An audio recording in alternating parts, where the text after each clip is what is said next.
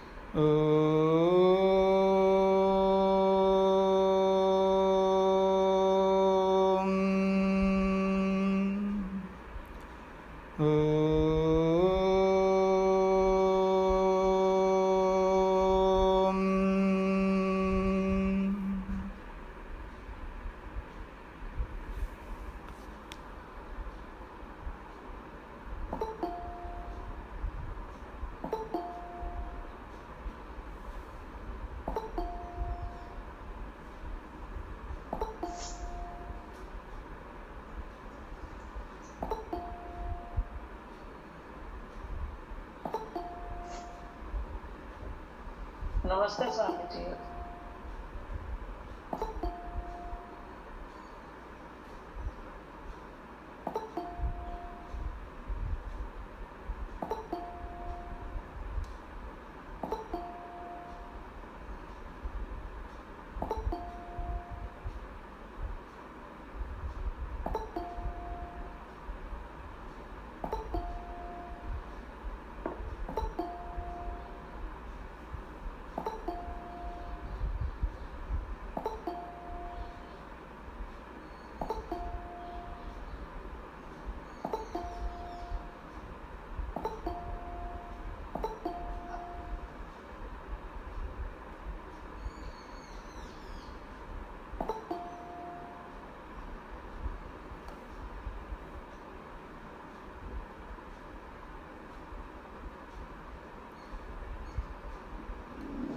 हाँ जी, तो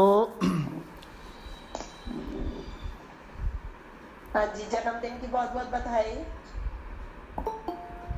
हाँ, नमस्ते बेटा, बहुत बहुत जन्मदिन की बधाई। चलो मैं बाद में बात करती हूँ।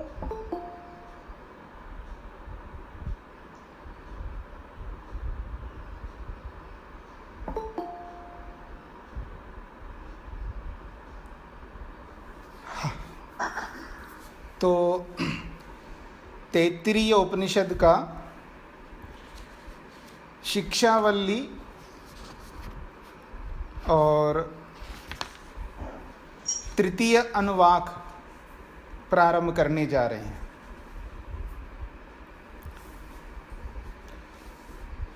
तो शिक्षावल्ली का तृतीय अनुवाक। स्वामी जी, अनुवाक का क्या अर्थ होता है? अनुवाक विभाग, उपविभाग।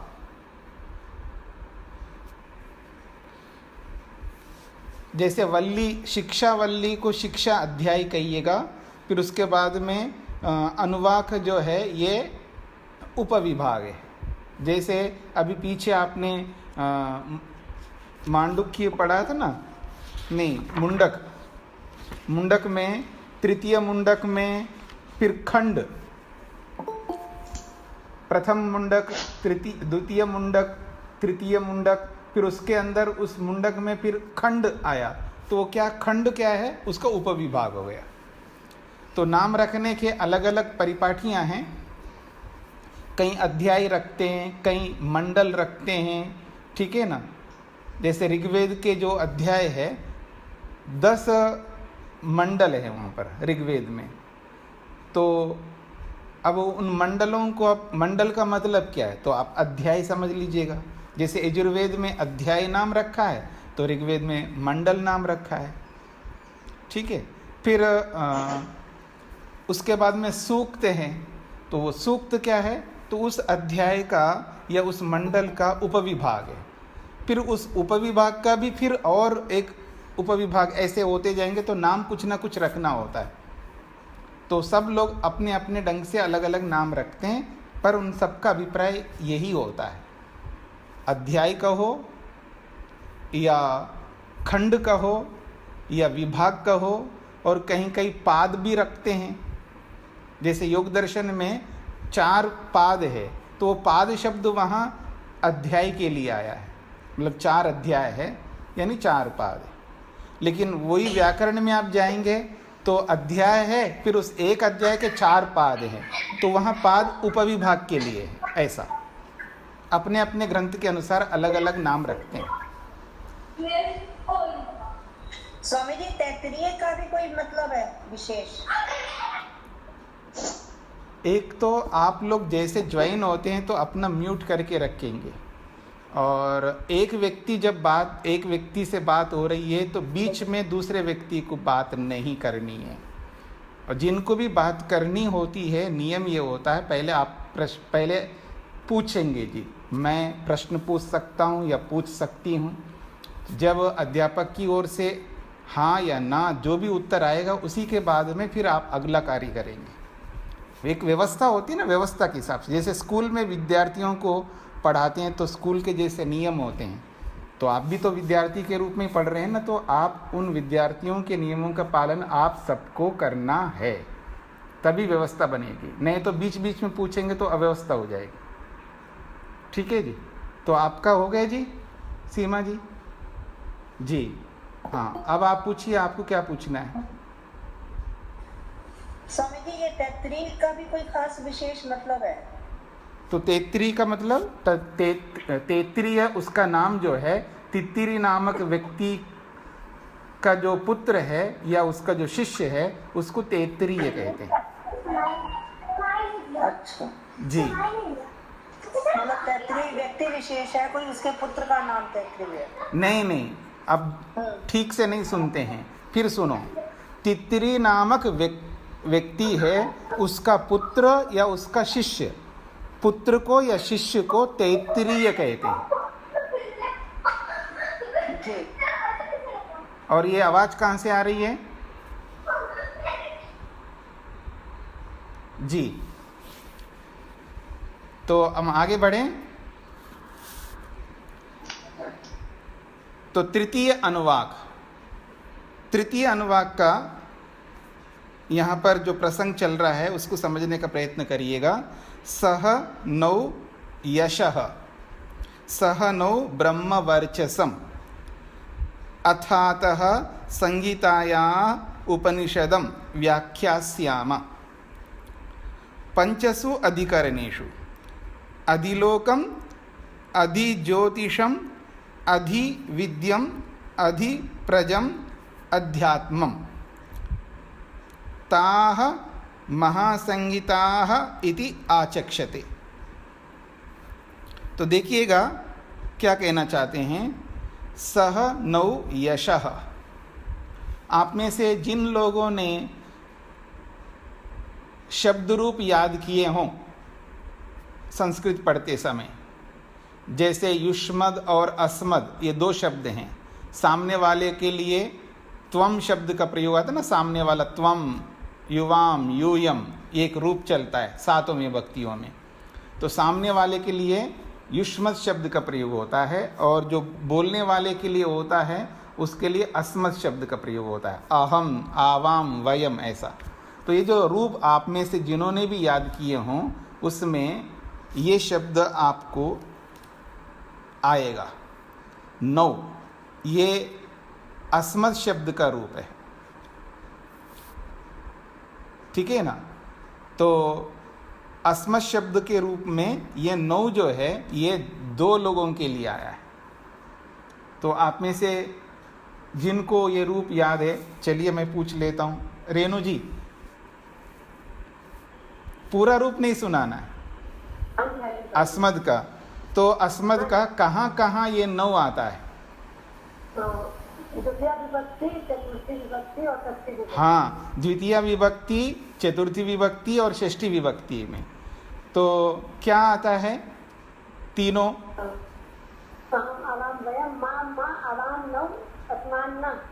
जी जी, नहीं, केवल वही रूप सुनाइएगा। मा नौ नह, हाँ। और चतुर्थी में? चतुर्थी पूरा ही बोलना पड़ेगा, याद नहीं आएगा। अच्छा, पूरा याद है। जी जी।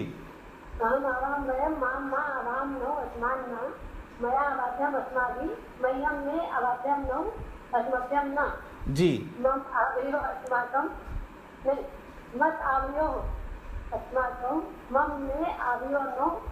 अस्माकम ना, हाँ। नहीं आ गए अस्माकम, कुछ गलत हो गया। हाँ, कुछ गलत हो गए हैं तो कोई बात नहीं, स्वामी जी 8वीं क्लास में याद किया था। कोई बात नहीं है, कोई बात नहीं है। तो ऐसा है, मा नौ नह ये द्वितीय विभक्ति में आता है, ठीक है। और चतुर्थी विभक्ति में और षष्ठी विभक्ति में मे नौ नह, मे नौ नह ऐसा आएगा, ठीक है। तो एक वचन में में और द्विवचन में नौ और बहुवचन में नह ऐसा आएगा। किसमें? चतुर्थी में। ऐसे षष्ठी विभक्ति में भी में नौ नह। तो द्वितीय विभक्ति में जो आएगा वो मा नौ नह ऐसा आएगा, ठीक है। तो ये द्वितीय विभक्ति का है नौ द्विवचन में, द्वितीय विभक्ति का द्विवचन में ये नौ है। तो आइए नौ हम दोनों को, नौ का अर्थ हो गया हम दोनों को, ठीक है जी। तो हम दोनों को ऐसा आएगा, जैसे सहनौ भुन सहनावतु सहनौ भुनक्तु बोलते हो ना, वहां पर भी नौ नौ आता है, वही वाला नौ है यहाँ पर। तो द्वितीय विभक्ति में क्या रूप बनता है? माम, रेणु जी। माम मा अवाम नौ अस्मान, नहीं, केवल द्वितीय विभक्ति को बोलिएगा, मा नौ न, नहीं दूसरा रूप। हम अवाम वयम माम माम मा अवाम नौ, तो ये शुरू से करना पड़ेगा। अच्छा कोई बात, अवाम वयम माम मा अवाम नौ अस्मान ना, अस्मान, ठीक है। देखिएगा माम, माम के बाद में क्या आता है? हम अवाम वयम माम मा, देखिए माम के बाद द्वितीय विभक्ति का द्विवचन, अवाम वयम अवाम, हाँ आवाम आता है। तो या तो आवाम बोलो या नौ बोलो, एक ही बात है।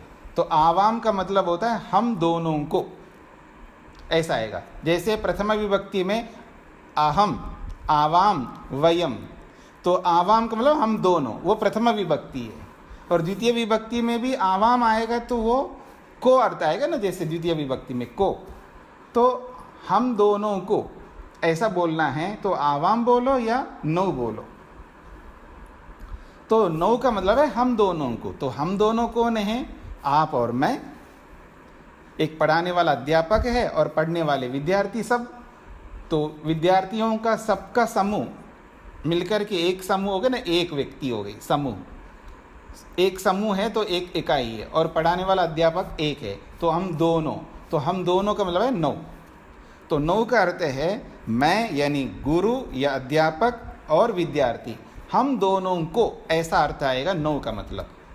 तो जहाँ जहाँ मंत्र में, कई श्लोक में नौ देखेंगे तो आप समझ लेना हम दोनों होंगे उसका अर्थ। हम दोनों को क्या हो? हम दोनों को हम क्या चाहते हैं? यशः, यशः, यशः कहते हैं कीर्ति।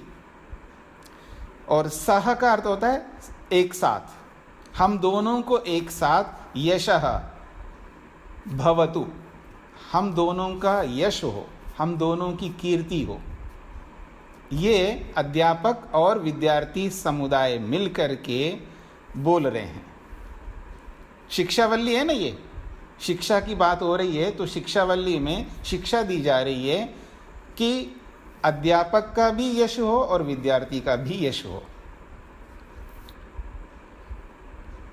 कीर्ति हो। तो दूसरी ओर से आप लोग सुनते रहते ना, ये प्रशंसा, ये यश, ये कीर्ति की इच्छा नहीं रखनी चाहिए। सुनते हैं ना आप लोग? तो देखो ये आदमी प्रशंसा के पीछे पड़े हैं, ये यश के पीछे पड़े हैं, कीर्ति के पीछे पड़े हैं। ऐसे आप लोग भी बोलते हैं एक दूसरों को। चाहते आप सब लोग हैं, आप में से कोई एक ऐसा आदमी नहीं है जो यश नहीं चाहते हों, कीर्ति नहीं चाहते हों, नाम नहीं चाहते हों। आपके बारे में दो शब्द कोई बोले अच्छा, नहीं जी मेरे बारे में कोई भी अच्छा एक दो शब्द ना बोले, जब भी बोले मेरे बारे में बुराई करे, मेरी ईर्ष्या करे, ऐसा चाहते हैं क्या आप? सभी चाहते हैं आपका यश हो, आपकी कीर्ति हो, ठीक है ना। जब चाहते हो तो दूसरा अगर चाह रहा है तो उसमें क्या बुराई है। जब दूसरा कोई यश चाहता है, कीर्ति चाहता है, तो आपको क्या परेशानी हो रही है, आपको क्यों दुख हो रहा है, उसको क्यों रोकना चाहते हैं आप।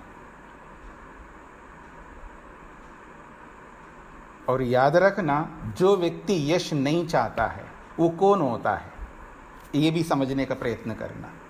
देखिए ये सब व्यवहारिक बातें हैं। जब तक हम लोग व्यवहार को नहीं सीखेंगे तो मुक्ति तक कैसे पहुंच पाएंगे। और व्यवहार में ये सब ध्यान रखना पड़ता है हमको। हमारे जो कर्म होते हैं व्यवहार में, उन कर्मों को हमें अच्छे बनाने हैं, पुण्य कर्म बनाने हैं, और आगे चल कर के उनको निष्काम कर्म बनाने, मुक्ति के योग्य बनाने। तो अगर कोई यश चाहता है, बिल्कुल वो सही चाहता है, याद रखना। और जो यश नहीं चाहेगा, समझ लेना वो निठल्ला आदमी होगा। हाँ, ये समझने का प्रयत्न करना है। क्यों? क्योंकि जो यश नहीं चाहेगा, इसका अर्थ है वो पुरुषार्थ नहीं करेगा। यश चाहने वाला ही पुरुषार्थी होता है। और पहली बात मैंने कहा, यश ना चाहने वाला कौन होता है? ये वो होता है जिसको ऑलरेडी यश मिल चुका है, जिसने यश का काम किया है, उसको यश की जरूरत नहीं है। बात को समझने का प्रयत्न करना। ये जो कामना करता है ना व्यक्ति, चाहे यश की कामना करे, धन की कामना करे, या किसी भी कोई भी क्वालिटी, कोई भी योग्यता, कोई भी स्किल अपने जीवन में चाहता है व्यक्ति, किसी प्रकार की योग्यता उसके पास नहीं है तभी तो चाहता है। और जिसके पास भरमार है वो नहीं चाहेगा, उसको चाहिए नहीं, वो तो जो चाहिए था उसको मिल गया। अब उसको ईश्वर चाहिए, उसको ईश्वर चाहिए। अब इस यश के पीछे वो क्यों पड़ेगा? अर्थात ये समझने का प्रयत्न करना, पहले यश को प्राप्त कर लो, कुछ ऐसा काम करो जिससे आपका यश हो जाए, उससे तृप्त हो जाओगे। उससे आपको पता लगना चाहिए कि इससे वो तृप्ति नहीं मिल रही है, यश मिल गया लेकिन तृप्ति नहीं मिल रही, तब आप ईश्वर के लिए मेहनत करोगे। आपको ऐसे नहीं समझ में आएगा। एक आदमी के पास कोई पैसा नहीं है, कमाए इतना, ऐसा कुछ नहीं, थोड़ा बहुत होता ही हर व्यक्ति के पास में पैसा, मतलब कोई लाखों या करोड़ों ऐसा कमाया हो, अरबों ऐसा कमाया हो, ऐसा नहीं है। साधारण आदमी है, पैसा जो जैसा होना चाहिए है ही नहीं उसके पास में, कमाए नहीं है। बात को समझने का प्रयत्न करना है।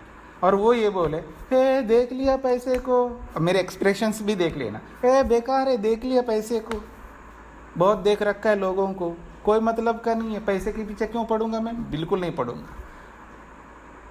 वो निठल्ला आदमी है। वयम श्याम पतयोरयीणाम, क्यों पढ़ते हैं आप लोग? वयम श्याम पतयोरयीणाम, ये जो हवन करते समय क्यों पढ़ते हैं आप लोग?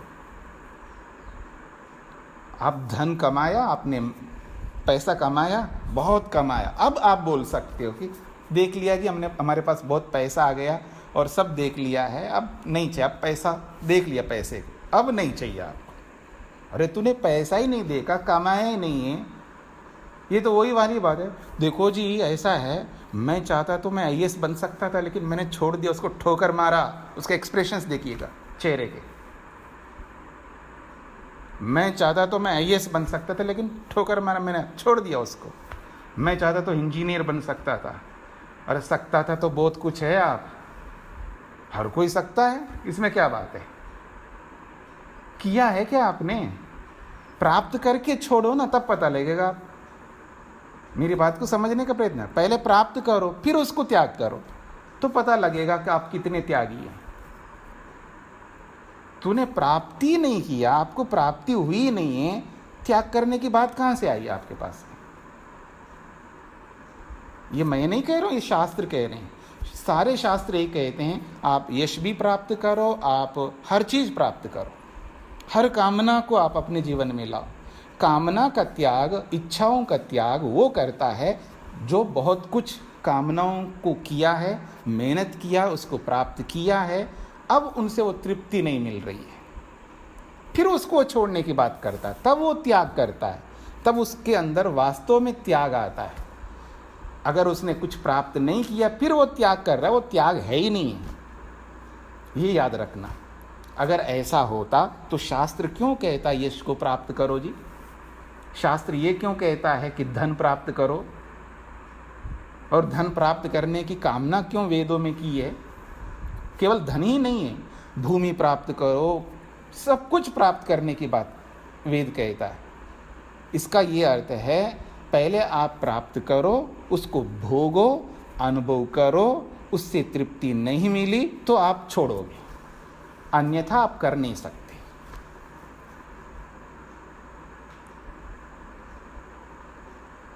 और याद रखना, कामना हमेशा व्यक्ति को पुरुषार्थी बनाती है। कामना नहीं है, पुरुषार्थ समाप्त।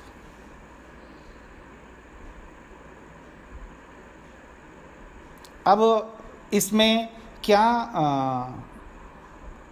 इसका दुरुपयोग हो सकता है, उसको समझ लेना। एक गृहस्थी व्यक्ति है, गृहस्थी के कर्तव्य पूरे हो गए उसके, गृहस्थी व्यक्ति है, गृहस्थ के कर्तव्य पूरे हो गए, उसको जो कर्तव्य करने थे करना, हाँ सब हो गए उसके। बच्चों को बड़ा करना है, बड़ा कर दिया है, उनको अपने पाँव पर भी खड़ा कर दिया है, उनकी शादियाँ भी कर ली है, सब कुछ हो गया, उसके गृहस्थी के कार्य सब समाप्त हो गए। अब फिर वो कामना करते रहे, और भी कामना करता है ना, मतलब जिसको खड़ा कर दिया, जिसका कर्तव्य पूरा हो गया, फिर भी वो बेटे के लिए और कामनाएं करता रहे, और उसके लिए इसके लिए पता नहीं पोते की कामना करे, पोते को बड़ा करने की कामना करे, फिर उसको स्टैंड करने का कामना करे। अब तो फिर तो ये तो रुकेगी नहीं है आपकी कामना, वहाँ आपको कामना रोकनी है। जिस काम को आपने कर लिया उसके बाद कामना नहीं कर सकते, देख लिया आपने, और जिस कामना को आपने नहीं किया वो करके देख लो ना आप। अभी बहुत सारी कामना है ना, वो तो आपने पूरी की नहीं है, जिनको पूरी कर लिया फिर उनमें फिर वापस उसी की कामना क्यों कर रहे हो आप? बाबा जी ने कहा कामना करने की बात कही है, इसलिए आप इसका दुरुपयोग करने लगो, उसको रोकने के लिए बोल रहा हूं मैं। जिसने पैसा नहीं कमाया वो पैसे की कामना करे, गृहस्थी की बात कर रहा हूं मैं। जिसने पैसा नहीं कमाया है वो पैसे कमाए, जिसने यश प्राप्त नहीं किया वो यश प्राप्त करे, कुछ ऐसा काम करे और यश प्राप्त करे, तो सबके साथ जोड़ लीजिएगा। तो इसलिए कहा जा रहा है आप और मैं दोनों मिलकर के यश की प्राप्ति करें, हम ये बोला जा रहा है। और मैं अपनी बात कहूं, मेरे को बहुत यश मिल रहा है जी, मेरे को अब नहीं चाहिए, मेरे को नहीं चाहिए, आपको चाहिए तो आप ले लेना। और जो भी आप में से अध्यापक बने, एक दूसरे को पढ़ाएं, तो आप जरूर यश की कामना कर लेना, क्योंकि अध्यापक लोग अलग अलग प्रकार के होते हैं ना, सभी प्रकार के अध्यापक होते हैं। मैं तो सन्यासी हूँ, मेरे को नहीं चाहिए यश, मेरे पास बहुत यश है पहले से है, ठीक है जी, हाँ मेरे पास यश की कमी नहीं है। अब दोबारा मैं यश की कामना करूँगा तो मेरा कोई अर्थ नहीं है। पर जिनको यश मिला ही नहीं है वो तो यश को प्राप्त करें। तो इसलिए कहा जा रहा है अध्यापक और विद्यार्थी दोनों मिलकर के यश को प्राप्त करें, मिलकर के। इसलिए कहा सह शब्द का मतलब एक साथ, दोनों मिलकर के। सह का अर्थ होता है मिलकर के, हम दोनों परस्पर एक दूसरे का यश करें, एक दूसरे की कीर्ति करें, एक दूसरे की चुगली ना करें। कई बार विद्यार्थी की चुगली अध्यापक करता है और अध्यापक की चुगली विद्यार्थी करता है, ईर्ष्या करता है, द्वेष करता है, दोनों एक दूसरे के करते हैं। ये काम हमें नहीं करना है, हमें दोनों का यश चाहना है, दोनों की कीर्ति चाह रखनी, हमें ऐसी चाह रखनी है, दोनों की कीर्ति हो, दोनों का यश हो। मन के अंदर कोई गलत भाव नहीं रखना चाहिए किसी के भी प्रति। तो इस दृष्टिकोण से यश चाहिए। सहनो ब्रह्म वर्चसम, अगली बात है। सह और नौ तो वैसा ही है, हम दोनों को एक साथ क्या चाहिए? ब्रह्म वर्चसम। ब्रह्म वर्चस शब्द के बहुत सारे अर्थ हैं। तो यहाँ एक अर्थ आप ले सकते जो आपके लिए बहुत जरूरी है, वो है विद्या, ब्रह्म विद्या। और इसको पूर्ण विद्या शब्द से भी बोला है महर्षि स्वामी दयानंद ने कि हमें पूर्ण विद्या चाहिए। आज आपके पास भी विद्या है, सबके पास विद्या है, किसके पास नहीं है, लेकिन वो पूर्ण नहीं है, अपूर्ण है। तो आप ये कामना करिएगा, ये परमेश्वर हमें पूर्ण विद्या प्राप्त हो, क्योंकि उस पूर्ण विद्या से ही मुक्ति मिल सकती है, मोक्ष प्राप्त हो सकता है, निःश्रेयस तक हम पहुंच सकते हैं और दुखों को छुड़ा सकते हैं अपने जीवन के। तो मेरे पास अभी पूर्ण विद्या नहीं है परमेश्वर, मेरे को ब्रह्म वर्चस्व चाहिए, पूर्ण विद्या चाहिए। ये कामना दोनों को करनी है।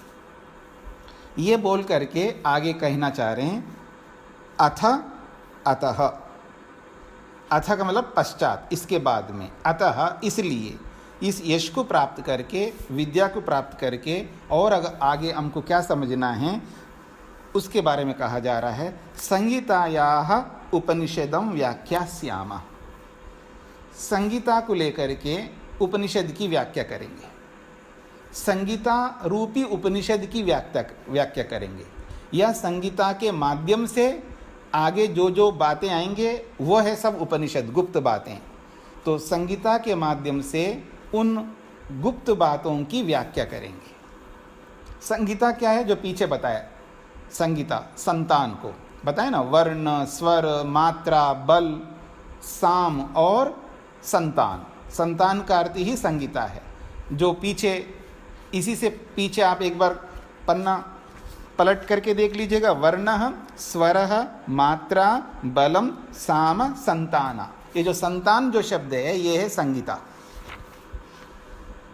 तो संतान की व्याख्या करेंगे, यानी संगीता की व्याख्या करेंगे, ये कहना चाहते हैं। और ये जो संगीताएं हैं वो कितनी हैं, तो कहा पंचसु अधिकरणेषु, ये 5 अधिकरणों में हैं। अधिकरण शब्द यहाँ विभाग है, तो 5 विभागों में ये संगीताएं हैं। और वो कौन कौन सी संगीता है, तो कहा अधिलोकम 1, अधिज्योतिषम 2, अधिविद्यम 3, अधिप्रजम 4 और अध्यात्मम 5। ये 5 अधिकरण हैं, 5 विभाग हैं संगीताओं के। ता महासंगीता इति आचक्षते, इन्हीं 5 संगीताओं का नाम दिया इन्होंने महासंगीता। यानी एक तो संगीता का मतलब संगीता है, संधि है, आप इसको संधि कहिएगा, संगीता कहिएगा, संतान कहिए, एक ही बात है। तो एक होता है सामान्य, एक होता है विशेष। तो विशेष बात को कहने के लिए महा शब्द का जोड़ देते हैं वहाँ, महा, तो महासंगीता, वो बहुत बड़ी संगीताएं हैं, साधारण संगीता नहीं है। जैसे व्याहृतियाँ आए थे ना पीछे, व्याहृतियाँ 7 प्रकार की नहीं, आगे भी आएंगे इसी में, पीछे थोड़ा सा संकेत किया होगा। तो इसी तैत्तिरीय उपनिषद में व्याहृतियाँ आएंगी, व्याहृतियाँ, जैसे ओम भू, ओम भुवा, ओम स्वहा, ओम मह, ओम जनः, ओम तपः, ओम सत्यम, 7 प्रकार की व्याहृतियाँ हैं। उन 7 में प्रारंभ के जो 3 हैं ना, भू, भुवा, स्वह, इनको कहते हैं महाव्याहृतियाँ। तो आगे व्याख्या करेंगे, उनकी चर्चा करेंगे इसी में। तो जो सबसे अधिक महत्व रखते हैं, जिनका सबसे अधिक उपयोग हम व्यवहार में करते हैं, जिनकी सबसे अधिक उपयोगिता है और जिनसे सबसे अधिक लाभ मिलता है, जिनको ना अपनाने से सबसे ज़्यादा हानि होती है, उनको, उनके साथ में महाशब्द का प्रयोग करते हैं।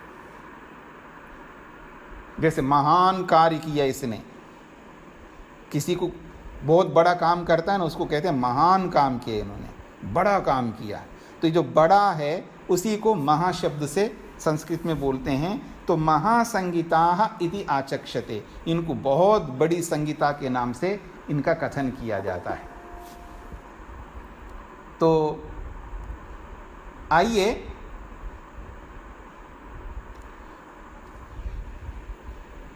तो 5 नाम बताए जी, अधिलोकम, अधिज्योतिषम, अधिविद्यम, अधिप्रजम और अध्यात्म। और वो 5 में से एक एक की व्याख्या करेंगे। अधिलोकम की व्याख्या करेंगे। अधि शब्द और लोकम दोनों को मिलाएंगे तो अधिलोकम, यानी लोक को सामने रख करके व्याख्या करने को अधिलोकम कहते हैं।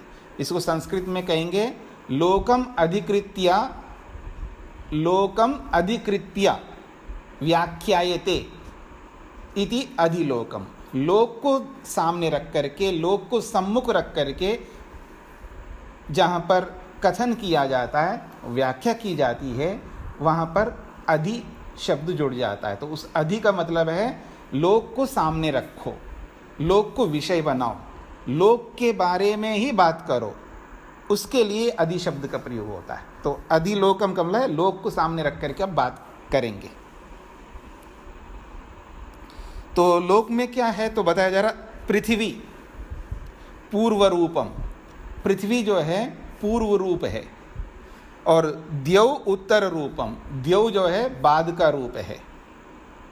आकाश संधि, इन दोनों को जोड़ने वाला जो है वो आकाश है, उसको संधि कहेंगे। वायु संधानम, और वायु जो है इन दोनों को परस्पर मिलाता रहता है या मिलाती रहती है वायु। जैसे मैं एक शब्द आपको रखता हूं, उससे आपको समझ में आ जाएगा। कल मैंने एक शब्द रखा था आपके सामने, दध्यत्र, एक संस्कृत का शब्द है दध्यत्र। तो इनको अलग करेंगे तो दधि और अत्र, ये वैसे नहीं समझ में आए किसी को तो लिख करके समझ लीजिएगा। अपने अपने कॉपी सामने रखिएगा, पेन हाथ में ले लीजिएगा, अधि लिखो और अलग से अत्र लिखो। अत्र, अधि शब्द और अत्र, दो शब्द लिख लो, अधि और अत्र। और अधि में अंत में जो अक्षर है वो ई है अधि में, और अत्र में जो प्रारंभ में अक्षर है वो अकार है अ। तो अधि में अंतिम वर्ण है इकार और अत्र में प्रारंभिक वर्ण है अकार। तो ये जो अधि है ये पूर्व वाला शब्द है, ठीक है, और अत्र जो है ये पर वाला शब्द है। दो शब्द आ गए। अब इन दोनों शब्दों के बीच में स्पेस है, थोड़ा पास पास में लिखो आप, अधि और अत्र, थोड़ा सा बीच में स्पेस रखो, अवकाश, उसको कहेंगे आकाश। तो ऐसे ही पृथ्वी पहले है और द्युलोक बाद में है। ऊपर का द्युलोक है, नीचे का पृथ्वी है। तो दोनों के बीच में जो अवकाश है ना, स्पेस जिसको आप बोलते हैं, तो ये बीच की स्थिति है, खाली जगह है। अवकाश का मतलब खाली, कुछ है नहीं है। तो नीचे पृथ्वी है, ऊपर द्युलोक है, दोनों के बीच में जो अवकाश है उसके लिए कहा यह संधि है। संधि का मतलब अवकाश, यानी इन दोनों के बीच में मेल हो सकता है, ये दोनों जुड़ सकते हैं आपस में।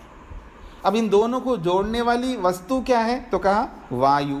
वायु जो है इन दोनों को जोड़ देती है, पृथ्वी को और द्युलोक को। किसी को बीच में ला करके दोनों को जोड़ देती है, जल को लाए या धूल को लाए या कुछ भी लाए बीच में, दोनों के बीच में, या बादल को ले आए, कुछ भी लाएगी ना वायु, कुछ भी ला करके दोनों को जोड़ देती है। तो ये संधानम का मतलब जोड़ने वाला।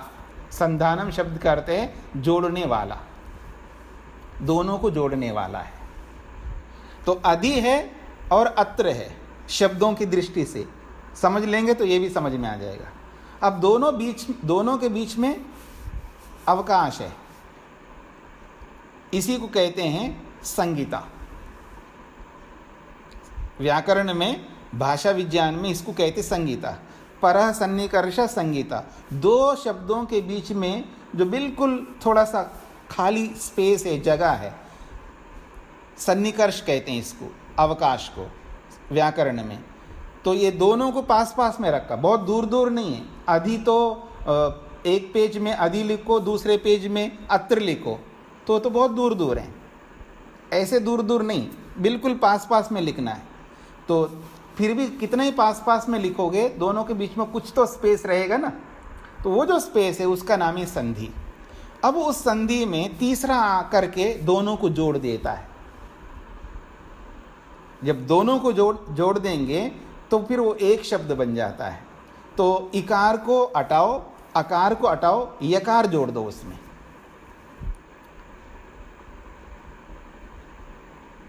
ठीक है जी। अब यकार जोड़ो तो इकार जब हटाएंगे तो धा जो है ना वो आधा बचेगा, और यकार जो है पूरा जोड़ दो और त्रा साथ में मिला दो, तो क्या बन गए? दध्यत्र, दध्यत्र ऐसा बन गया। तो दही यहाँ पर है, इसका ये अर्थ होगा। तो यकार जो है दोनों को जोड़ने वाला है, अत्र को और दधि को दोनों को जोड़ने वाला यकार है। तो दधि पूर्व रूप है, अत्र उत्तर रूप है, बीच में जो अवकाश है वो संधि है, और इन दोनों को जोड़ने वाला यकार है। यकार आकर के दोनों को जोड़ दिया तो दध्यत्र बन गया। ये शब्द समझ में आ गया आप लोगों को? अब ठीक इसी प्रकार से जैसे वर्णों के बीच में ऐसा होता है। हाँ जी, ये आकाश और अवकाश एक ही चीज है? हाँ, अवकाश कहिए आकाश कहिए एक ही चीज है। धन्यवाद जी। स्वामी जी ने चीज पूछा था, बोलिए। पूछ सकता हूँ? हाँ बोलिए। ये जो इसमें दोनों श्लोकों में संहिता आई है, संहिता, आप संहिता बोल रहे हो, हाँ, वर्ड क्या? कल बोला था ना, ये संहिता। देखिए कल बोला था उच्चारण में संहिता ऐसा भी बोलते हैं और संगीता ऐसा भी बोलते हैं, दोनों ठीक माने जाते हैं। जैसे सिंह आप बोलते हैं ना, सिंह, सिंह बोलते हैं ना, लिखते क्या है? स और हकार और इकार ऊपर बिंदी, ठीक है ना? तो सिंह लिखते हैं, बोलते तो सिंह बोलते हैं ना, शेर को सिंघा कहते हैं, तो सिंघा भी बोलते हैं लोग, सिंघा भी बोलते हैं, दोनों को सही माना जाता है। लेकिन वास्तव में अगर बोले तो संहिता, संहिता यानी जो अनुस्वार है वो नाक में उच्चारण, संहिता ऐसा होगा। जी जी जी जी। तो मैं बोल रहा था जैसे एक वर्ण पहले का होता है, एक बाद का होता है, और दोनों वर्णों को जोड़ने वाला बीच का वर्ण आ जाता है, फिर दोनों को जोड़ देता है। तो ऐसे ही जैसे दो वर्णों के बीच में एक वर्ण लाओ तो भी जोड़ दिया है, अथवा एक शब्द पहला है और बाद में दूसरा शब्द है और दोनों के बीच में कोई आकर के उसको भी जोड़ देता है। तो शब्द भी आकर के बीच में जोड़ सकते हैं एक दूसरे शब्द को, या अक्षर आकर के भी दो शब्दों को जोड़ सकते हैं। तो जैसे शब्दों में ऐसा होता है, ऐसे ही शब्दों को समझ लेंगे तो यहाँ पर भी वैसे ही समझ में आएगा। पृथ्वी पूर्व है और द्युलोक बाद में है, और बीच में, हाँ जी, यहाँ पे आकाश संधि है और वायु यहाँ पे संधान लिखा हुआ है। हाँ तो संधान का क्या अर्थ है? हाँ तो अभी बोला था ना, संधि, आकाश तो संधि है, आकाश क्या, अवकाश है ना, खालिस्तान, तो वो संधि है। पहले आकाश को समझ लीजिएगा। हाँ जी। आकाश तो संधि है, संधि का मतलब है दोनों के बीच में स्पेस कम कर दिया उसने। दधि को बहुत दूर रखा आपने, अत्र को बहुत दूर रखा, और ये संधि आकर के क्या करता है, दोनों को पास पास में ले आता है।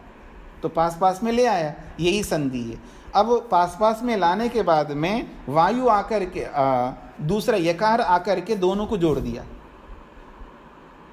अत्र को और दधि को दोनों को आपस में जोड़ दिया ना, ज्वाइंट कर दिया ना, एक शब्द बन गए, दध्यत्र। ठीक है, तो हाँ जी। तो ऐसे ही यहाँ पर, यहाँ जो बात कही है, पृथ्वी अलग है, द्युलोक अलग है, दोनों के बीच में जो अवकाश है वो संधि है। ठीक है, और वायु आकर के क्या कर देती है कि पृथ्वी को और द्युलोक को आपस में जोड़ देती है। किससे जोड़ती है?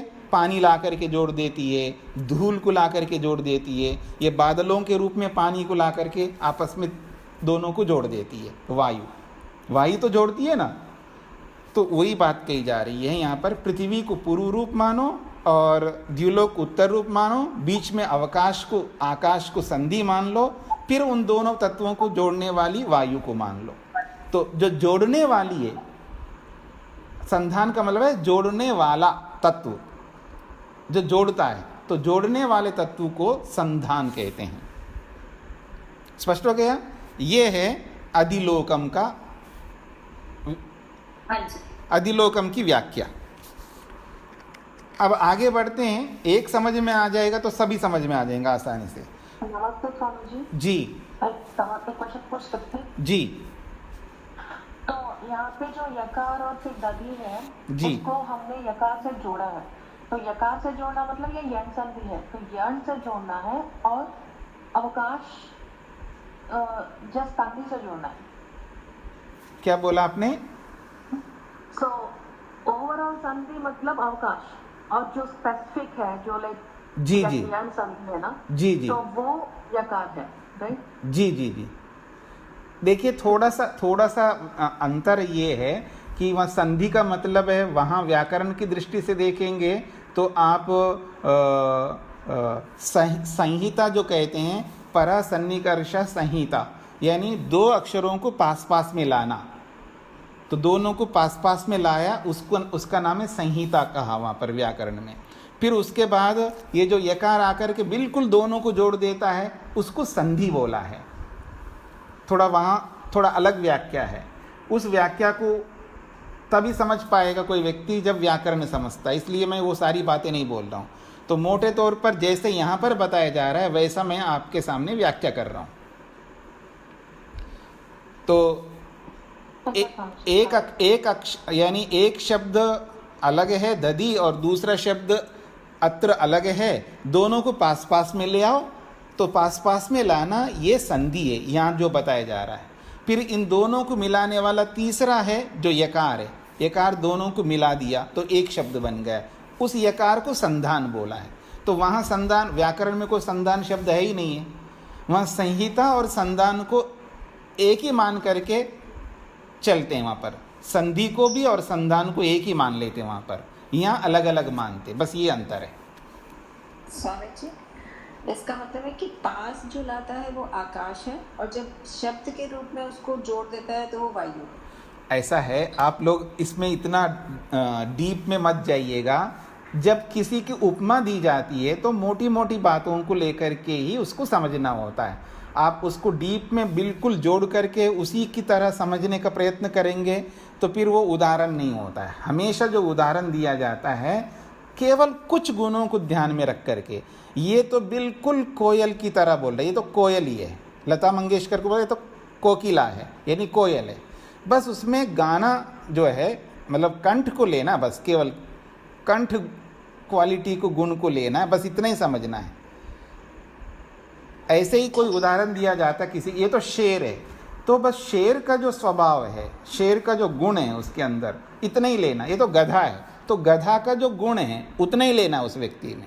तो ऐसे ही यहाँ पर समझ लेंगे आपको तो बहुत आसान हो जाएगा। तो आप डीप में उसको, हाँ जी ये बिल्कुल ये दोनों को सामने लाता है, ऐसा करता है वैसा कर, तो वैसा बिल्कुल नहीं है जी जी। केवल उस जैसा समझ लेना, जैसे वर्णों के बीच में जैसा होता है वैसे यहाँ समझ लेना। तो यहाँ ऐसा थोड़ा है कि पृथ्वी तो बिल्कुल दूर है, द्युलोक बिल्कुल दूर है, बीच में अवकाश इतना जबरदस्त अवकाश है, यानी द्युलोक और पृथ्वी के बीच में कितना बड़ा अवकाश है। अगर आप डीप में जाके देखेंगे ना तो ये तो फिजूल की बातें लगेगी आपको, व्यर्थ बातें लगेंगी। बीच में कितना स्पेस है और इतने लंबे स्पेस को वायु आकर के कैसे मिला देगी। अगर आप ऐसा कोई तात्विक रूप में सोचेंगे तो बिल्कुल आपको व्यर्थ बातें समझ में आएंगी। पर ये व्यर्थ की बात नहीं बोला जा रहा है, एक समझ दिया जा रहा है, केवल एक उदाहरण दिया जा रहा है कि जैसे मानो वास्तव में वैसा नहीं होता। मान लो जैसे दो वर्णों के बीच में जैसी प्रक्रिया होती है वैसी प्रक्रिया यहाँ भी वैसे मानो, बस केवल उदाहरण दिया जा रहा है। ठीक है जी। तो चलिए, तो अगला प्रकरण लेते हैं हम लोग, अथ अधिज्योतिषम। अब ज्योतिष को लेकर के यहाँ पर बात कही जा रही है। ज्योतिष का मतलब होता है जो ज्योतियाँ हैं, यानी जो स्टार्स हैं, द्युलोक को सामने रख करके जिसमें ज्योति है। ज्योति का मतलब प्रकाश, तो प्रकाश वाले पदार्थों को ध्यान में रख करके बताया जा रहा है। ज्योति शब्द का अर्थ होता है प्रकाश। तो प्रकाश वाले जो तत्व हैं उनको ध्यान में रख करके बात कही जा रही है। तो प्रकाश को ध्यान में रख करके जो व्याख्या की जाएगी उसको कहेंगे अधिज्योतिषम। तो अग्नि पूर्व रूपम, अग्नि को पूर्व रूप कहा है। जो पृथ्वी में अग्नि है ये पूर्व रूप है। और आदित्य उत्तर रूपम, और द्युलोक में जो सूर्य है आदित्य है ये उत्तर रूप है। दोनों अग्नि है, दोनों प्रकाशमान है। और आपह संधि, इन दोनों की दोनों के बीच में जो स्पेस है वो बीच में क्या है, पानी है। आपह वो संधि है। और वैद्युतः संधानम, वैद्युत का मतलब बिजली। बिजली जो है नीचे वाली अग्नि को ऊपर वाली अग्नि को दोनों को बिल्कुल जोड़ देती है, इसलिए उसका नाम वैद्युत कहा, यानी विद्युत। ये संधान है। तो अग्नि जो है पृथ्वीस्थ अग्नि है जी, और आदित्य में भी अग्नि है अर्थात प्रकाश है। दोनों प्रकाश है। पृथ्वी वाली अग्नि का प्रकाश अलग प्रकार का है और सूर्य का जो प्रकाश वो अलग प्रकार का है। और इन दोनों को मेल कराने वाली जो विद्युत है उसका प्रकाश एक अलग ही प्रकार का है, वो विद्युत के रूप में है। तो तीनों अग्नियां हैं, तीनों प्रकाश है, लेकिन तीनों में थोड़ा थोड़ा अंतर तो है। केवल एक समझाने के लिए बताया जा रहा है कि मानो पृथ्वी में जो अग्नि है वो पूर्व रूप मानो जो आदित्य है ये उत्तर रूप मानो, और बीच में जो संधि बतानी है आपको, संधि को किसी को तो बताना पड़ेगा, तो पढ़ा आपह, इन दोनों के बीच में आपा है, पानी है। और वो पानी किस रूप में, आप बादल के रूप में समझ लीजिएगा या सूक्ष्म रूप में समझ लीजिएगा। दो प्रकार से पानी रहता है ना, एक बादलों के रूप में भी रहता है और एक सूक्ष्म रूप में भी पानी रहता है अवकाश में। जैसे यहाँ पर भी, जहाँ पर आप अपने कमरे में बैठे हैं, जहाँ पर भी आप बैठे हैं, तो जो भी स्पेस खाली अवकाश है वहाँ पर पानी भी है सूक्ष्म रूप में। तो वो पानी को ले लो या बादल वाले पानी को ले लो, कोई भी ले सकते हैं। तो नीचे वाली अग्नि, ऊपर वाला आदित्य, और बीच में आपा यानी पानी है, और इन दोनों को जोड़ने वाली विद्युत है। अब इसको थोड़ा और ढंग से समझ लो कि आपा शब्द से बादल को ले लीजिएगा, क्योंकि नीचे भी अग्नि तप रही है और ऊपर सूर्य भी तप रहा है। तो दोनों के अधिक ताप से पानी सारा उड़ करके समुद्र का पानी ऊपर चला जाता है, वो बादल के रूप में परिवर्तित हो जाता है। वो गिरता नहीं है क्योंकि वो विद्युत जो है उनको रोक रखती है। वो अलग प्रोसेस है। वो कैसा बादल रुका रहता है वहाँ पर, क्यों नहीं गिरता है, वो एक अलग प्रोसेस है। तो आधुनिक दृष्टि से अलग व्याख्या होती है, हमारे दर्शनों की दृष्टि से थोड़ा सा अलग व्याख्या होती है। तो अब बादलों में जो बिजली है, विद्युत है, जब आपस में बादल टकराते हैं तो टकराने से बिजली बाहर निकल के आती है, और जैसे बिजली बाहर निकल के आ जाती है तब बादल बरसते हैं, बरसात हो जाती है। एक अलग व्यवस्था है उसकी। तो कहा जा रहा है नीचे वाली जो अग्नि है और ऊपर वाला जो आदित्य है, और इन दोनों के बीच में जो पानी है, और जब परिस्थिति ऐसी आ जाती है तो बादल बरसने लगते हैं। तो क्यों बरसने लगते हैं, तो कहा है नीचे वाली अग्नि को ऊपर वाले आदित्य को आपस में ये जो मिलाने वाली विद्युत आ जाती है, ये विद्युत आकर के दोनों को मिला देती है, तब पानी बरस जाता है और हमारे लिए वो अन्न को उत्पन्न करने वाला पानी बन जाता है और आगे का हमारे को सुख मिलता है। कहने का अभिप्राय ये है कि ये अग्नि हमको सुख देने के लिए लगी हुई है, आदित्य भी हमें सुख देने के लिए लगा हुआ है, विद्युत भी हमको सुख देने के लिए लगी हुई है, पानी भी सुख देने के लिए लगा हुआ है, सारे तत्व हमको सुख देने में लगे हुए हैं। अब ऐसे कैसे समझें, तो उसके समझाने के एक प्रारूप, एक वर्णन, अलंकारिक वर्णन दे दिया है।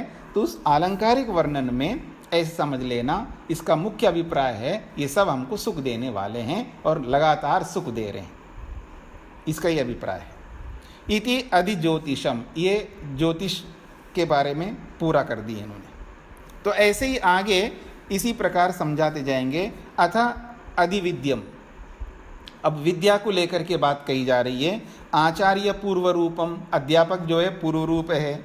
अंत्यवासी उत्तर रूपम, विद्यार्थी को संस्कृत में अंत्यवासी भी कहते हैं, विद्यार्थी भी बोलते हैं संस्कृत में, और अंत्यवासी भी बोलते हैं संस्कृत में, और ब्रह्मचारी ब्रह्मचारिणी भी बोलते हैं संस्कृत में। ऐसे बहुत सारे नाम हैं विद्यार्थी के।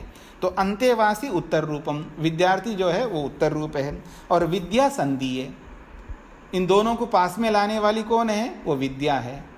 फिर इन दोनों को मिलाने वाली कौन है? प्रवचनम, प्रवचन जो है वो इन दोनों को बिल्कुल मिला देता है।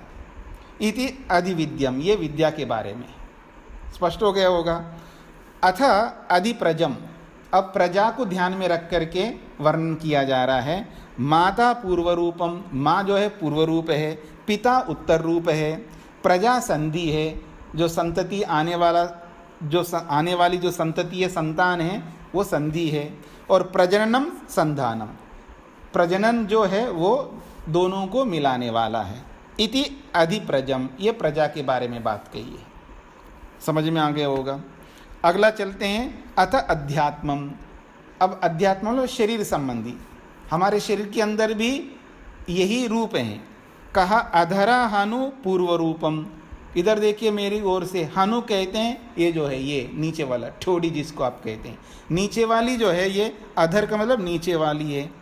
और उत्तरा हनु उत्तर रूपम, ऊपर वाली है वो उत्तर रूप है, एक नीचे वाली है एक ऊपर वाली है। और वाक संधि है, इन दोनों के बीच में जो है वाणी है संधि के रूप में। और जिह्वा जो है इन दोनों को जोड़ने वाली होती है, जिह्वा, तब जाकर के वाणी निकल के आती है बाहर, वर्ण निकल के आते हैं। तो इति अध्यात्मम, इसको अध्यात्म कहा है। तो पांचों हो गए जी, पांचों पूरे हो गए आपके। इन सबको पांचों को महासंहिता कहा है, यानी ये इन सब में आप देखेंगे चार चार चीजें हैं, सब में चार हैं, माता पिता संतान और प्रजनन।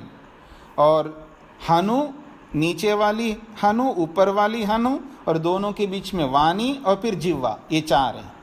ऐसे आचार्य है और विद्यार्थी है और विद्या है और प्रवचन है, चार हैं। अग्नि है, आदित्य है, जल है और विद्युत है, ये भी चार हैं। ऐसे ही पृथ्वी है, द्युलोक है, आकाश है और वायु, ये भी चार हैं। तो सब जगह चार चार हैं। ये जो चार संख्या है ना, ये अपने आप में संख्या महत्व, बहुत महत्व रखती है संख्या, चार संख्या। धर्म अर्थ काम मोक्ष चार संख्या है। ऋग यजु साम अथर्व चार संख्या है। ये चार चार संख्या, जैसे तीन संख्या अपने आप में महत्व है, दो संख्या अपने आप में बहुत महत्व है, एक संख्या, एक एक संख्या का बहुत महत्व है। इसलिए संख्या अपने आप में बहुत महत्व रखती, याद रखना। एक एक संख्या अत्यंत लाभकारी है, यानी जितने भी संख्याएं हैं ये सब हमारे सुखों के लिए हैं। भगवान ने जो कुछ भी बनाया, चाहे वो संख्या के रूप में या किसी भी रूप में कुछ भी बनाया है, सब हमारे ही सुख के लिए बनाया और हमारे दुखों को दूर करने के लिए बनाया, ये समझ लीजिएगा। तो आगे हम इसी को लेकर के आगे बढ़ेंगे। तो किसी का कोई प्रश्न आया हो तो मैं देख लेता हूँ।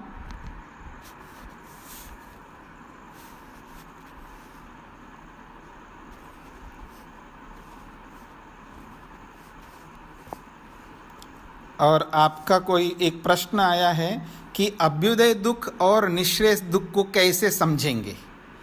कल बोला था ना, अभ्युदय दुख का मतलब होता है, एक तो अभ्युदय सुख है, आपको सबको पता, अभ्युदय सुख संसार का सुख, ये अभ्युदय दुख है, अभ्युदय सुख है। चाहे वो पैसे से सुख मिलता है, वस्त्रों से, कपड़ों से, भोजन से, जमीन से, सोना चांदी से, जिससे भी आपको सुख मिलता है, ये अभ्युदय सुख है। लेकिन उसके पीछे धर्म होना चाहिए। धर्म पूर्वक जो भी सुख मिलता है वो है अभ्युदय सुख। इसलिए सुख का होना और उस सुख का उपभोग करना दोनों बिल्कुल अलग अलग है। सुख तो है आदमी के पास में, पैसा है, सोना चांदी है, सब कुछ है, लेकिन उसका उपभोग नहीं करता, नहीं कर सकता, तो फिर वो अभ्युदय नहीं है, वो व्यर्थ है। होना ना होना एक जैसा है। इसलिए मैं बार बार जोर देता हूँ आप लोगों के लिए, जो भी है उसका उपभोग करो, उसका यूज करो, और वो भी धर्म पूर्वक, अधर्म पूर्वक नहीं, तो अभ्युदय सुख है। और अभ्युदय दुख क्या है? जब उसका उपभोग नहीं करेंगे तो क्या मिलेगा? दुख मिलेगा। धन का जब उपयोग नहीं होगा, धन दुख देगा हमको। जमीन का उपयोग नहीं करेंगे तो जमीन दुख देगी। जिसका उपयोग नहीं करेंगे, जब है धर्मपूर्वक आपके पास है और उसको धर्मपूर्वक उपयोग नहीं कर रहे हैं तो वही आपको दुख देते रहेंगे। यह है अभ्युदय दुख है। इसको दूर करने का उपाय है अपनी मूर्खता को हटाना, अपनी अविद्या को हटाना है, उसको धरे नहीं रखना है, उसका प्रयोग करना है। आपको लगता है जी बाद में क्या होगा, बाद के लिए थोड़ा सा रखना होता है, बहुत थोड़ा रखना होता है बाद के लिए, फ्यूचर के लिए, जो आप कहते हैं भविष्य के लिए, भविष्य के लिए बहुत थोड़ा रखना होता है। और भविष्य के लिए ज़्यादा रखोगे ना, याद रखना, आपको बुरा लगे या कैसे भी लगे, निठल्ले बन जाएंगे हम लोग। हमको पता है, अरे बहुत है मेरे पास भविष्य के लिए, बिल्कुल मैं निश्चिंत हूँ जी, तो मेहनत ही नहीं करोगे। अरे इकट्ठा करो, खा पी के समाप्त करो, कुछ नहीं, खाली थाली खाली, फिर अगले दिन आएगा थाली खाली दिखाई देगा, मेहनत करोगे फिर आएगा। भगवान ने हमको बुद्धि दी है, साधन दिए हैं, सब कुछ दिया है। भगवान ने जो हमको देना था सब कुछ दिया है, तो भगवान के दिए हुए साधनों पर भरोसा रखो, अपनी बुद्धि पे भरोसा रखो, अपने पुरुषार्थ पर भरोसा रखो, तो शत हस्त समाहर सहस्र हस्त संकीरः, 100 हाथों से कमाओ और 1000 हाथों से उसका उपभोग करो, प्रयोग करो, चाहे खुद में करो या दूसरे में करो, किसी में भी करो, यूज करो। इसलिए मेहनती पुरुषार्थी बनाए रखो अपने आप को। तो अभ्युदय दुख को दूर करने का एक ही रास्ता है, अपनी मूर्खता को दूर करना। रही बात निःश्रेयस सुख, मुक्ति का सुख, बड़ा सुख है, मुक्ति का सुख है, बड़ा सुख है। और जब उसको पाएंगे नहीं तो निःश्रेयस दुख मिलेगा, बड़ा दुख मिलेगा, बड़ा दुख मिलेगा ना। बार बार मृत्यु को प्राप्त करना ये बड़ा दुख है, बार बार जन्म लेना बड़ा दुख है, फिर बार बार बचपन से फिर वही सारे काम करने में बहुत दुख होता है। जैसे बच्चे बहुत दुखी होते हैं ना, स्कूल जाना पड़ता है, पढ़ना पड़ता है, आदमी को जब काम करने में बहुत दुख मिलता है, उसको संध्या करने में दुख मिलता है, उसको हवन करने में दुख मिलता है, उसको भोजन बनाने में दुख मिलता है, हर काम में दुख मिलता है उसको। अब करना पड़ रहा है, अब क्या करें, मजबूर है हम लोग। तो मजबूरी से जो दुख मिलते रहते हैं हमको, और बड़े बड़े दुख भी मिलते हैं हमको। जब तप नहीं करेंगे तो बहुत बड़ा दुख मिलता है, शरीर को स्वस्थ नहीं रखेंगे तो बहुत सारे रोग आते हैं, बड़े बड़े रोग आते हैं। तो बड़े बड़े रोगों का न्योता हम खुद अपने हाथों से देते हैं। तो निःश्रेयस सुख बहुत बड़ा सुख होता है, जब उसको प्राप्त करने के लिए मेहनत नहीं करेंगे तो उसी प्रकार हमको बड़े बड़े दुख आ गिरते हैं। इसलिए पहाड़ जैसे दुख आ जाते हैं हमारे जीवन में।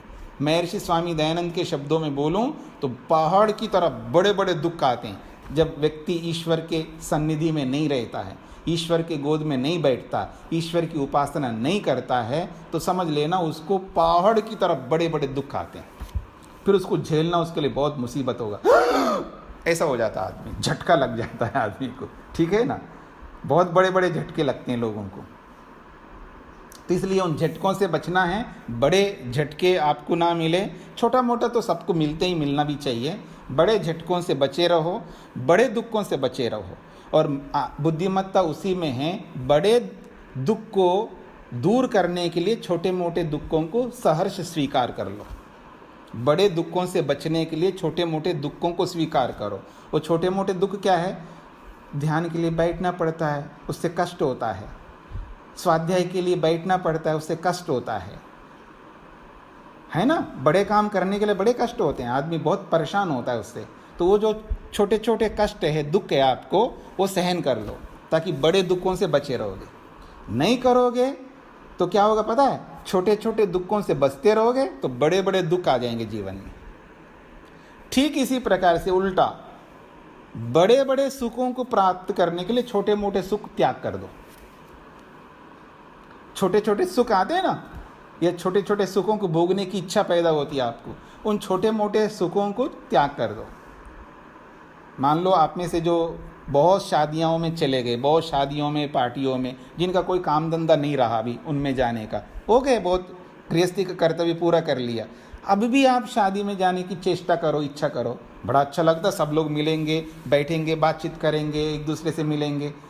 अरे छोटा सा सुख छोड़ो ना, कोई बात नहीं, भगवान को प्राप्त करने के लिए कुछ समय लगाओ, बड़ा सुख मिल जाएगा।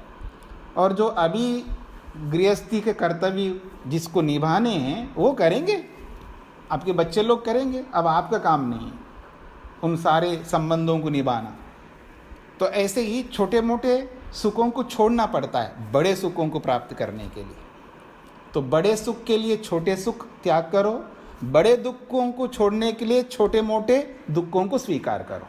तो छोटे दुख को स्वीकार करना, छोटे सुख को त्याग करना, बड़े दुख से बचना और बड़े सुख को प्राप्त करना, ये हमारी बुद्धिमत्ता है। इसके लिए भगवान ने हमको सब कुछ दिया है। इसलिए कहा जाता है, बोला जाता है कि जो भी है उसका प्रयोग करो, समाप्त करो। भविष्य के लिए बहुत थोड़ा सा होना चाहिए ताकि आप पुरुषार्थी बने रहेंगे। अधिक रखोगे, याद रखना मेरी बात को, आप पुरुषार्थ नहीं करेंगे, करेंगे ही नहीं आप लोग। कल के लिए नहीं है तो मेहनत करोगे, है तो क्या करना है। हाँ जी, कल सुबह क्या सब्जी बनानी है ना, तैयार करके रखिए, करवाया है, काट पीट करके सब तैयार करके रखवाइए। फिर आप तो क्या करोगे, बस बैठे रहोगे। और है ही नहीं है तो क्या करोगे, मार्केट जाओगे, किसी को भेजोगे, मंगवाओगे, काटोगे, पीटोगे, कुछ तो मेहनत करोगे ना। तो इस दृष्टि से इस उदाहरण को समझ लो कि मेहनती रहना है, पुरुषार्थी बने रहना है, मरते दम तक पुरुषार्थ करना है। तो आपके पास ज़्यादा नहीं होना चाहिए, जो है उसका प्रयोग करके मस्त होकर के आनंदित हो जाओ। रही बात बच्चे, फिर क्या करेंगे, वो मेहनत करेंगे ना। किसने मना किया उनको ना खिलाओ, खूब खिलाओ उनको, बढ़िया सुख दो उनको, पर उनके भविष्य के लिए मत रखना। अगर उनके लिए रखोगे तो समझ लेना फिर वो पुरुषार्थ नहीं करेंगे। तो बातों को समझा करो और आनंदित हुआ करो, उनको भी आनंद दो, सबको दो आनंद, खुद भी आनंद लो। और आज के माँ बाप ऐसे होते, खुद दुखी रहेंगे, परेशान रहेंगे, आनंद नहीं लेंगे और सब ऐसे उठा करके देंगे बच्चों को। तो बस ऐसा मत करना कभी। चलिए, तो प्रश्न का समाधान मैंने कर दिया, समय पूरा हो गया आपका।